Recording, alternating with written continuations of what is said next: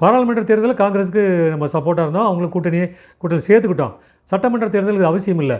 ஏன்னா காங்கிரஸோட சேர்ந்து வந்து இந்த தேர்தலை எதிர்கொள்ள வேண்டிய சூழ்நிலை இல்லை அன்றைக்கி 1977.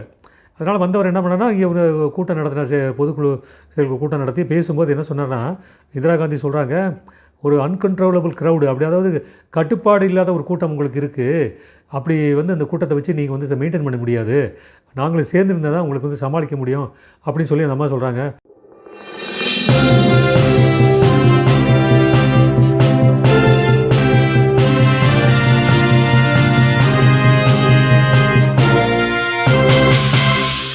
இதயகிரி டிவி நேயர்கள் அனைவருக்கும் இதயகிரி விஜயனின் வணக்கம். அதாவது அனைத்து இந்திய அண்ணா திராவிட முன்னேற்ற கழகத்தினுடைய போக்கு, அண்மை கால போக்கு வந்து மத்திய அரசுக்கு மத்தியில் யார் ஆள்கின்றார்களோ அவர்களுக்கு எதிரான போக்கில் போய்கிட்டு இருக்கு. மத்தியில் யார் ஆட்சி செய்தாலும் அவங்களோட இணக்கமான போக்கில் இருக்கணுங்கிறது முக்கியம். அவங்க ஆட்சியில் இருந்தாலும் சரி இல்லாட்டாலும் சரி, ஒரு தேசிய கட்சியோடு நம்ம வந்து ஒரு உறவு வச்சுக்கிறதுங்கிறது ரொம்ப முக்கியம். அது யாராக இருந்தாலும் சரி, அது அந்த போக்கு வந்து அது எம்ஜிஆர் வந்து ஒரு ஃபவுண்டேஷனே போட்டு வச்சுருக்காரு, ஒரு அஸ்திவாரமே போட்டு வச்சுருக்காரு. ஜெயலலிதா கூட ஓரளவுக்கு ஃபாலோ பண்ணாங்க, ஆனால் முழுமையாக இல்லை, ஆனாலும் ஓரளவுக்கு இருந்தாங்க, அவங்களோட போக்கில் ஒரு இணக்கமான போக்கில் இருந்தாங்க. அதாவது ஒரு குறிப்பிட்ட விஷயம் சொல்லணும், கருணாநிதி வந்து தொடர்ந்து ஒன்று சொல்லிக்கிட்டு இருந்தார். அதாவது அந்நிய செலவாணி மோசடி அந்த பிரச்சனைக்காக தான் வந்து இந்திரா காந்தி காலில் விழுந்துட்டார் எம்ஜிஆர் அப்படின்னு சொல்லிக்கிட்டு இருந்தாங்க. ரொம்ப நாள் அதை சொல்லிக்கிட்டு குற்றமாக சொல்லிகிட்டு இருந்தார். 77 பாராளுமன்ற தேர்தல் நடந்த டைமில் வந்து காங்கிரஸோட அதிமுக கூட்டணி வெற்றி பெற்றது. அதனால் என்ன சொன்னார்னா, கருணாநிதி ஒட்டு காங்கிரஸ் சொல்லிகிட்டு இருந்தார். இந்த ஒட்டு காங்கிரஸ் இந்த பேச்சை வந்து உடைக்கணுங்கிறதுக்காகவே எம்ஜிஆர் என்ன பண்ணார்னா, அடுத்து டெல்லியில் வந்து இந்திரா காந்தி கூப்பிட்றாங்க, கூட்டணி விஷயமாக பேசணும், அடுத்து வர்ற சட்டமன்ற தேர்தல் விஷயம் பேசணும்னு சொல்லி கூப்பிட்றாங்க. இவர் போகிறார், எம்ஜிஆர் போகிறார். பேசிகிட்டு இருக்கும்போது அந்த அம்மா சொல்கிறாங்க, உங்களுக்கு வந்து ஒரு மிகப்பெரிய மாஸ் இருக்குது, அந்த மாசம் வந்து கரெக்டாக கண்ட்ரோலாக இருக்கணும், அப்போ நம்ம கூட வந்து நீங்கள் கூட்டணி வச்சு சட்டமன்ற தேர்தலை சேர்ந்து எதிர்கொள்வோம் அப்படி சொல்லி இந்திரா காந்தி சொல்கிறாங்க. அப்போ எம்ஜிஆர் என்ன சொன்னார்னா, அதாவது வந்து இது வந்து கட்சி தான் முடிவு பண்ணணும், நான் முடிவு எடுக்க முடியாது, கட்சி என்ன சொல்லுதோ அதுபடி தான் வந்து கூட்டணி இருக்கா இல்லைங்கிற டிசைட் பண்ணணும் அப்படி சொல்லிவிட்டு, இது வந்து நான் உறுதி சொல்ல முடியாது அப்படின்னு சொல்லிட்டு போல்டாக சொல்லிட்டு வந்துட்டார். அந்த அம்மா கூட என்ன இது இப்படி எம்ஜிஆர் பதில் சொல்லி ரிப்ளை பண்ணியிருக்காரு அப்படின்னு சொல்லிட்டு. ஏன்னா அவங்க சொல்கிறபடியெல்லாம் நம்ம, அதாவது பாராளுமன்ற தேர்தலில் காங்கிரஸுக்கு நம்ம சப்போர்ட்டாக இருந்தோம், அவங்களுக்கு கூட்டணியில் சேர்த்துக்கிட்டோம். சட்டமன்ற தேர்தலுக்கு அவசியம் இல்லை. ஏன்னா காங்கிரஸோட சேர்ந்து வந்து இந்த தேர்தலை எதிர்கொள்ள வேண்டிய சூழ்நிலை இல்லை அன்றைக்கி 1977. அதனால் வந்தவர் என்ன பண்ணார்னா, இங்கே ஒரு கூட்டம் நடத்தினார், பொதுக்குழு கூட்டம் நடத்தி பேசும்போது என்ன சொன்னார்னா, இந்திரா காந்தி சொல்கிறாங்க, ஒரு அன்கண்ட்ரோலபிள் க்ரௌடு, அப்படி அதாவது கட்டுப்பாடு இல்லாத ஒரு கூட்டம் உங்களுக்கு இருக்குது, அப்படி வந்து அந்த கூட்டத்தை வச்சு நீங்கள் வந்து மெயின்டைன் பண்ண முடியாது, நாங்களும் சேர்ந்துருந்தால் தான் உங்களுக்கு வந்து சமாளிக்க முடியும் அப்படின்னு சொல்லி அந்த அம்மா சொல்கிறாங்க.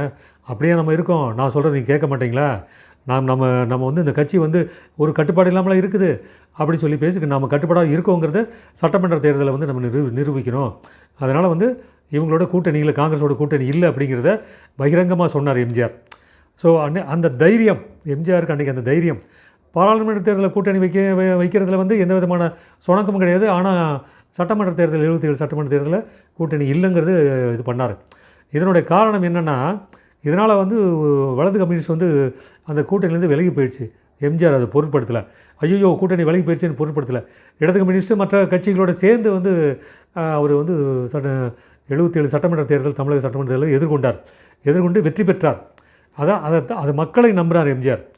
மக்களை வந்து எப்போதுமே நம்பிக்கிட்டு இருந்தது வந்து முக்கியமாக வந்து அது எம்ஜிஆருடைய அந்த பண்பு தான்.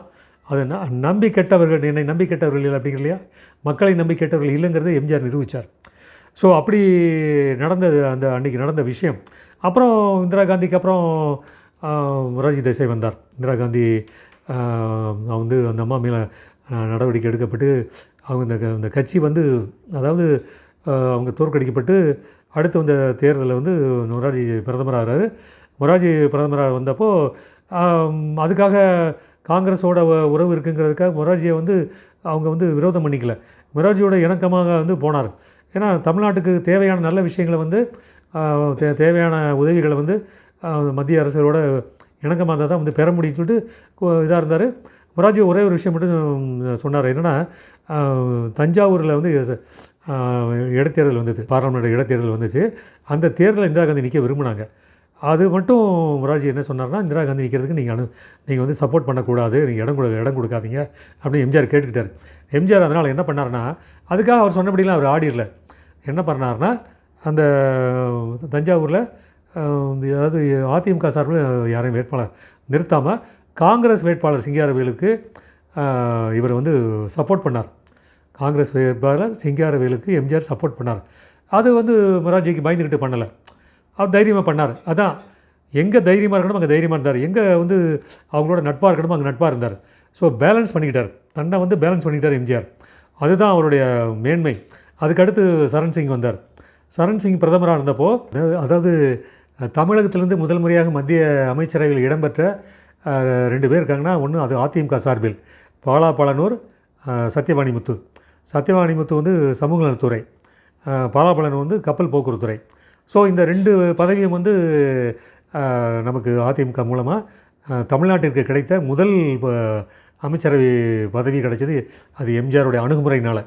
ஸோ இப்படி அந்த அந்த அந்த மாதிரி வந்து அவங்களோட போயிட்டே இருந்தார்.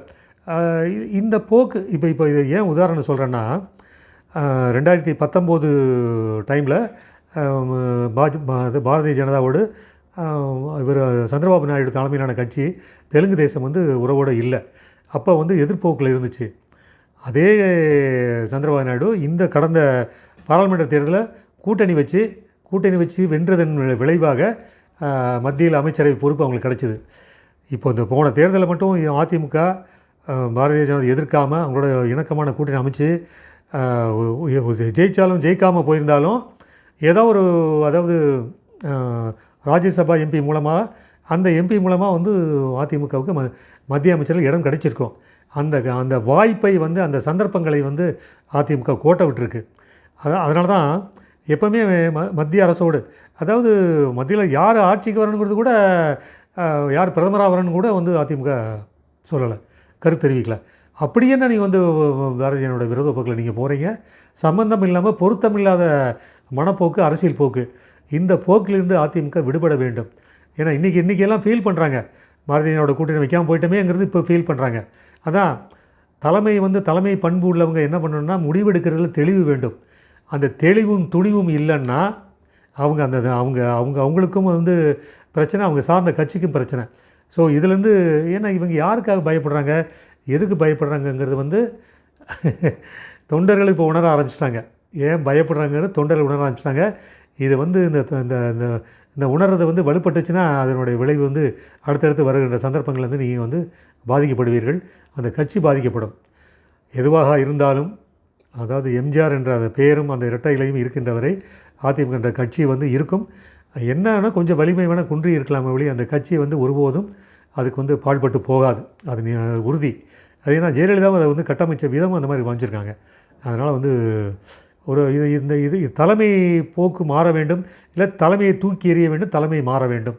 இந்த ரெண்டும் ஏதோ ஒரு முடிவு வந்து இந்த கட்சியில் ஏற்பட வேண்டும் என்பதுதான் நமது கருத்து. நன்றி, வணக்கம்.